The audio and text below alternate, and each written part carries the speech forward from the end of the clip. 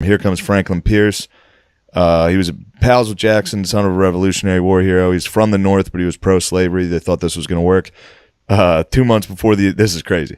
2 months before his inauguration, he and his family were in a train crash, and the only casualty was his 11-year-old son. Damn. So his entire time in office, he's blacked out, drunk, and depressed. He's the saddest guy of all time. He's not listening. His kid just died. His wife blamed him for the death constantly. She was like, we should have never been on that train. You just had to be the fucking president. Oh, you gave birth to him, bitch. Yeah. You were on the train. You had fun. Yeah, dude, fuck. What's going on, guys, and welcome back here at Comic History Tales. Now, today's topic of discussion will be about Franklin Pierce and James Buchanan. Both of these men were president right before the Civil War started, and they even played a bit of a role in the further deterioration of the Union. Now, both of these men are not considered to be very good presidents, but especially James Buchanan is seen as one of the worst presidents in history. Let's go and listen what Shane and Louis have to say about it. So he's there. During Pierce, they do the Transcontinental Railroad. This is like the real. This is a fuck up for the North wants it to be from Chicago to L.A.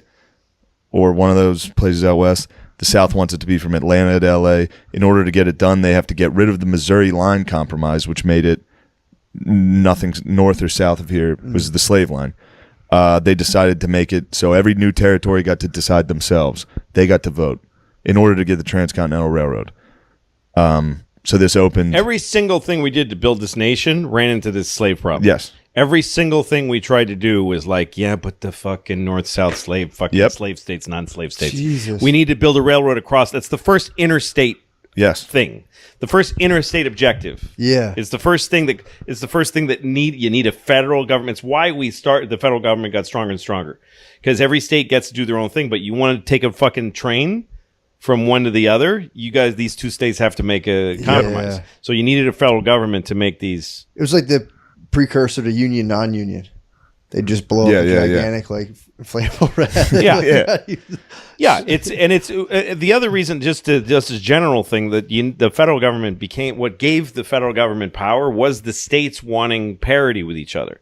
Like when environmental laws became a thing, they were state laws. So like Indiana would make a law, you can't dump sludge into the river anymore. So every company in Indiana has to pay extra to do a better job of dumping their shit and take it to the ocean or somewhere else, ruin somebody else's life. Yeah. But so next door to Indiana is Illinois, and they're like, we dump anything we want. Yeah. And so all the business goes there. Mm-hmm. And so the Illinois company's like, we don't want to dump. We don't want to hurt the environment, but we can't compete with these guys. Yeah. Right? So they would all the states would go to the Fed and say, please pass a law that affects everybody so that we can all do the right thing that we want to do without having to get squeezed out by this guy. Yeah. And that worked until we started doing shit with Mexico and India and China.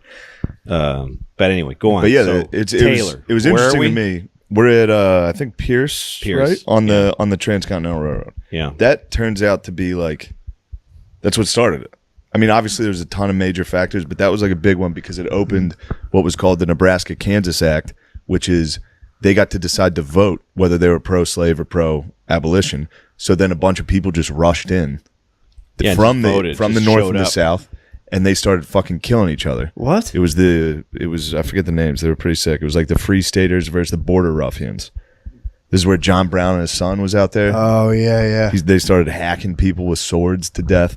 Like Jesus. that was it. And Franklin Pierce was like, he did nothing. He didn't get involved. So basically, Franklin Pierce, during his entire presidency, doesn't really act as the president or doesn't really do anything or get involved, mostly because of what happened with his son. And his wife, I feel like I have to mention this, is absolutely insane. It says here in the book Confronting the Presidents by Bill O'Reilly, Jane is trapped. She suffers a mental breakdown and wears black as a sign of mourning, leading many to call her the shadow of the White House. She spends the rest of her days upstairs in the bedroom, writing letters of apology to her dead son. Yeah, dude, it must have been crazy when you had a bunch of slaves. Like, this is wrong. You had to be like, nah. You couldn't. It must have been crazy to be like, nah, I don't think it is. Well, you just would pretend not to, or you just wouldn't. I mean, you'd see it on the newspaper was faded, and it was like, I don't know that much about it. Just not being able to go down I'm with okay that. to my slaves. I treat them okay. Yeah, they're great. True. Yeah. Right? Tell him. He's like, oh yeah, he's great. Yeah, he was all right. No, it's fine. No, and meanwhile, the North was starting to get. This is getting after Pierce is who? Buchanan. So Buchanan is the guy who right before Lincoln. Yes. Right. Because the other thing that was going on is the North is industrializing, and the North is starting to build sweat houses and factories, and so part of the argument that people were having. That is like the kind of argument we would have now. If it would be interesting to take this culture with Twitter and everything and supplant it to slavery days and how we would have handled that debate back then. True. Because there were people that were saying, the North has free workers and a ton of them immigrants that had started, and they're treated like garbage. They're living like shit, and they're dying in large numbers and getting sick, uneducated, and being not allowed to be educated. Yeah. Kids are working. Heavy, There's a ton long of shifts southern political cartoons that are like that. That are about They'll have how bad they slaves were. And like our out slaves in the are like a sun member of the dancing. family. Yeah. We give them their own house with their plot of land. They get to do this and that. Most slave owners were better. That this is the argument, and that the North was just like wholesale destroying lives. Yeah. And read what's his name, fucking Upton Sinclair. The shit was going on in Chicago and the slaughterhouses. What's it called? It's about the meat packing shit, right? Yeah, the jungle. What's it called? The jungle. Yeah. So another important thing about that point of the industrialization of the North, it just flooded with immigrants. So now their population's so big that they get more votes, they get more electoral, like all that. So now the South's like, we need to get power. So now we need more states. We need more states because otherwise they're going to abolish slavery and we're going to be poor.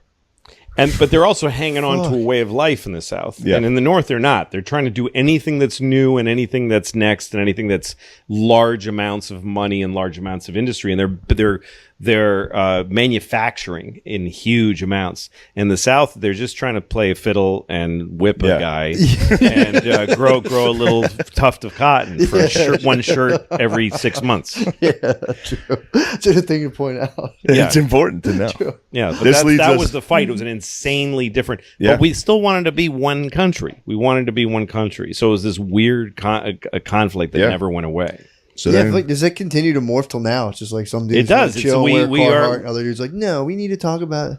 Yeah. Yeah, it's kind of tight. But so what's his name? now we're at James Buchanan, who's probably the worst.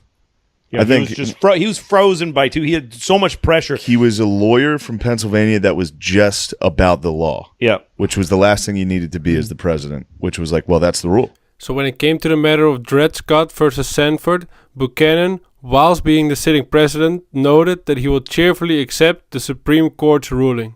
But he had all of Lincoln's problems with none of his charisma and guts Yeah. and blood. That was crazy, James Buchanan had the Dred willingness Scott. to kill. Dred Scott was under James Buchanan, which was where, if you don't know about that, that was about a slave living in free territory, and he was suing to get his freedom. It went all the way up to the Supreme Court where they ruled he was an object, so he was not a citizen. Therefore, that ruling made sure every black person in America was an object and not a citizen. And Buchanan responded by saying, that's the law, that settles it. Instead of standing up, he just had to follow the law. yeah. So he was just like an extension of the court. Yeah. That wasn't his job. Yeah. James Buchanan became the third sitting president not to be renominated by his party. On November 6th of 1816, Abraham Lincoln is elected president, but it's too late for him to stop the war. South Carolina secedes on December 20th, bringing an end to the Union that was formed 84 years ago with the Declaration of Independence. Mississippi leaves on January 9th of 1861. Florida follows 1 day later, Alabama the day after, then Georgia, Louisiana, and Texas secedes on February 23rd of 1861. All of this happened while James Buchanan still had 1 month left of being president. So that was all for today. As always, I will put all the links to Matt and Shane's secret podcast down below in the description, both their YouTube channel and their Patreon. So go and check it out and show the dogs some love. Now, if you have any suggestions for upcoming videos, put them down in the comments below and I'll check them out. Thank you for watching, and I hope to see you again here at Comic History Tales.